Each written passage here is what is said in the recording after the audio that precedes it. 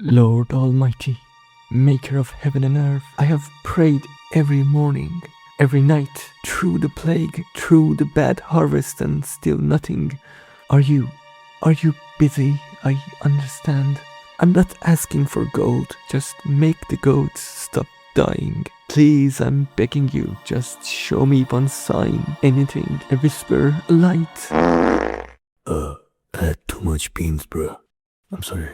Now, was that a sign from God or just a man who ate too much beans? Honestly, doesn't matter. Your brain already picked a side. Somewhere right now, a person who hasn't been to church in 15 years just knocked on wood. A committed card-carrying conspiracy cool atheist just said, "Oh my God." A scientist with 3 PhDs, 4 peer-reviewed papers, just told their friend everything happens for a reason. None of them noticed. That's the thing about the religion-shaped hole in your brain. It doesn't care what you believe. It doesn't need your permission. It was installed before you had a say in the matter. The question isn't whether you're religious. Your brain keeps doing it. Built the whole system in the first place. That's the main question. We are gonna dive into that. And it's going to be uncomfortable. Not because religion is right or wrong. We're not doing that. Put the comment section away. Cause the answer says something pretty weird about what your brain actually is and what it's actually for. You see this thing? This thing was never designed to find the truth. It was designed to keep a slow, clawless ape from becoming a snack on a savannah. And if you want to understand why humans invented gods, ghosts, karma, and that one aunt who just gets energies, you have to start here, with a rustle in the grass, roughly 2.3 million years ago, which brings us to Bunk. He has been apologizing to a tree since sunrise. The tree fell on his friend yesterday. He just wants to make sure they are good. Bunk is your ancestor, and he just made peace with the tree, but unfortunately, the bushes are next. Because when they rustle, Bunk's brain doesn't hear leaves, it hears someone. If Bunk assumes tiger and it was wind, he loses 10 seconds of his day and a little dignity. If Bunk assumes wind and it's a tiger, Bunk loses Bunk.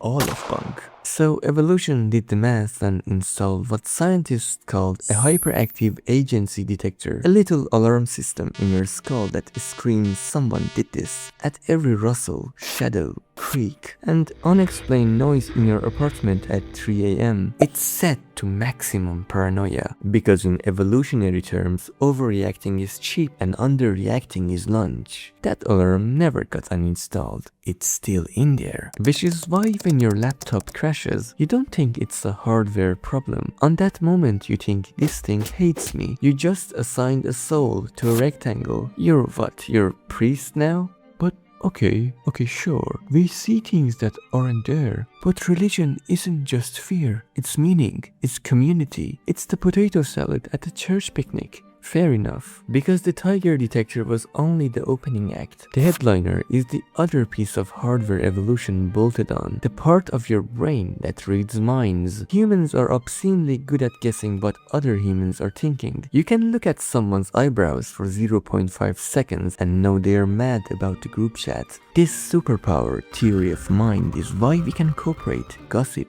lie, but it has a glitch, a gorgeous civilization building glitch. It doesn't turn off. You point it at people, works great. You point it at your dog, mostly works. You point it at the weather and suddenly the storm is angry. You point it at the universe, and somehow the universe has a plan for you. A plan that apparently involved your car breaking down today. Because, say it with me, everything happens for a reason. Your brain sees a mind behind the rustling grass. So of course it sees a mind behind the rustling cosmos. Gods aren't a weird invention. They are the factory default. And atheism is the thing you have to install manually. And the download keeps failing. So once your brain decided that universe has a mind, it made the mistake of thinking about the one topic no brain should ever think about. Yeah, we are doing the death part now. You're, as far as we know, the only animal that walks around all day knowing it's going to die. Your goldfish doesn't know. Your cat knows and simply does not care. But you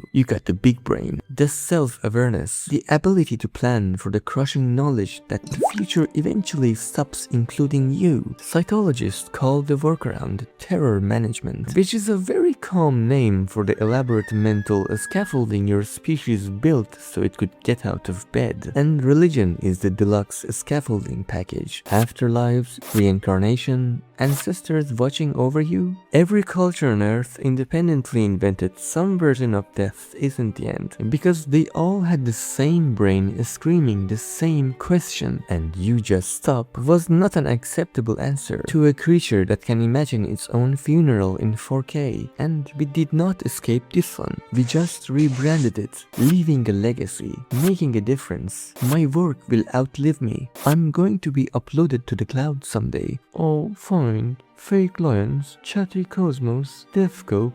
But why the rules? Why the rituals? Why a schedule? Okay, I get it. Let me put it this way. Belief was never really the point. Belonging was. Rewind 12,000 years. Humans are starting to live in groups way bigger than the cozy bands we evolved for. Suddenly, you're surrounded by strangers and you need to know fast. Can I trust this guy? Will he share food in winter? Or will he rob me and write a smug cave painting about it? And now, drumroll please. Inter-religion. Humanity's first massive successful trust scammer technology. Shared rituals became the killer app. The more expensive and painful, the better. Fasting until you see God. Trekking across deserts. Waking up at ungodly hours to chant in weird languages. Or handing over 10% of your grain to the Sky Daddy Fund. Nobody fakes that level of masochism for fun. A ritual is a walking, talking, occasionally self-flagellating badge that says, I'm ride or die for this group, bro. And groups with badges out-corporated, out-fought, and out-survived groups without them every single time. Plus, a bonus feature, once your group believes a giant invisible referee is watching, people tend to behave more. An all-seeing God is the world's first security camera, powered by faith or fear. Now, watch what happens when modern people delete the religion but keep the brain. Take the woman who doesn't believe in God, but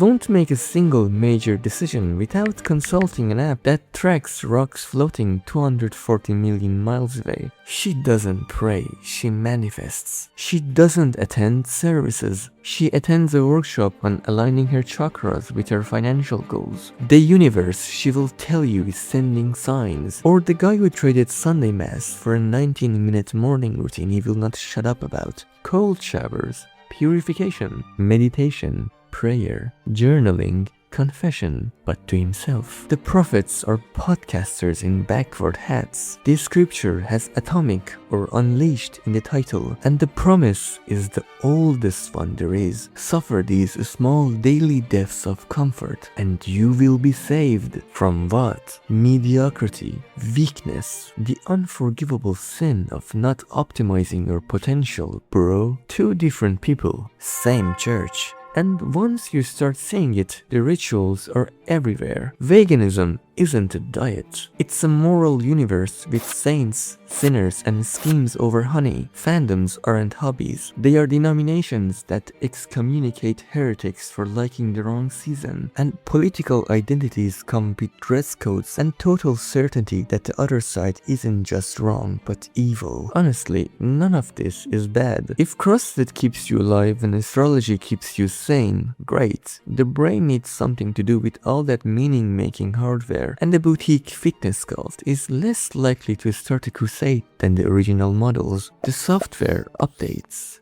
The cave doesn't. You can't take the human out of the cave, but you can't take the cave out of the human. That religion-shaped hole, it is the cave. Cozy, dark, slightly terrifying, and no matter how much science we hang on the walls, part of us still huddles around the fire, telling stories to keep the dark out.